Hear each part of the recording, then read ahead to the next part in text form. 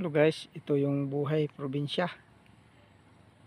Yan o, mga bahay sa baba. Ibang lugar na naman to guys. Puntahan ko. Mga ano na naman to. Mga maisan, sagingan.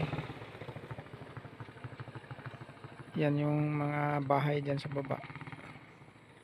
Kasi dito banda, mga malaking kahoy dito guys. Yan o. Dito na naman, ito yung lugar ng Apayao guys.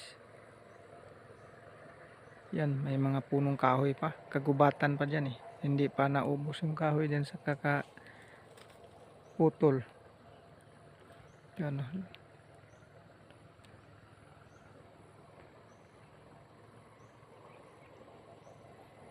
Yan, sarap tingnan yung mga punong kahoy guys kung marami. Malamig kasi dito guys pag maraming kahoy. Yan. Tapos yung kabila din. Kinaingin na dun ng mga tao. Nilinis nila. Gagawin lang taniman. Taniman ng mais, saging. Yan ang mga produkto nila dito guys. Yung saging. Tanim din sila ng papaya. Yan o, ang highway. Wala naman dumadaan masyadong sasakyan ditong highway na to. Yan yung mga punong kahoy dito. Kaya maganda din mamasyal sa mga kagubatan. Daming punong kahoy. Yan o. Yan. Daming kahoy dyan. Malalaki. Tapos pagdating dito, malinis na din guys. Wala nang punong kahoy. Ito yung lugar ng guys, ng Apayao na ito. Dyan o.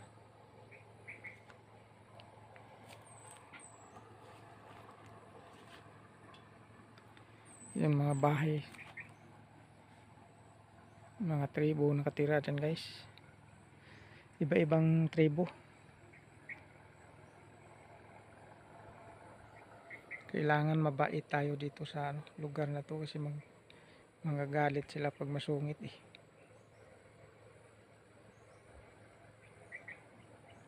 Grabing layo yung pinuntahan ko. Galing ako doon sa Tuaw, Kunir, Piat, dan banda. Tapos naabot na ako dito. Yun guys, kabundukan. Lahat mga video ko mga bundok kasi dito ako sa bundok ngayon guys. Wala yung kasama kong surveyor guys.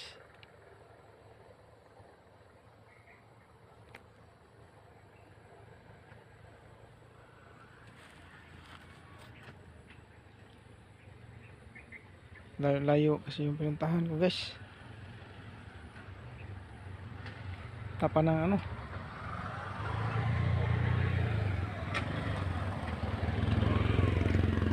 yan yung service dito guys oh.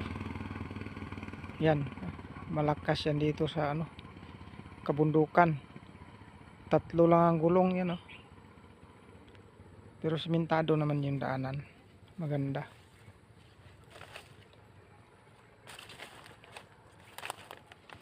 Malalim dito guys. Maggalaw yung video ko ah. Yan ang lalim oh. Tingnan mo kung ganong kalalim. Yung guys oh. Sobrang lalim. Mga nasa yung lalim nito simula dito sa tinatayuan ko mga kalahating kilometro yata. Akala mo malapit lang yan oh.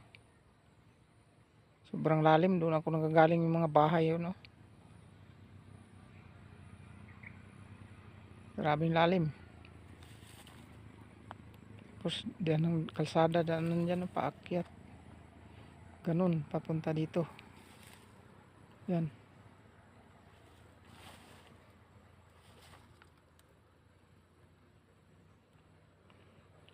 Pahingaan ko muna yung motor guys kasi sobrang init yung makina. Mainit. Parang nagbaga na yung makina eh. Sobrang paahon kasi. Iba na yung andar niya. Parang nawala na yung persa. Grabing akyat simula doon no.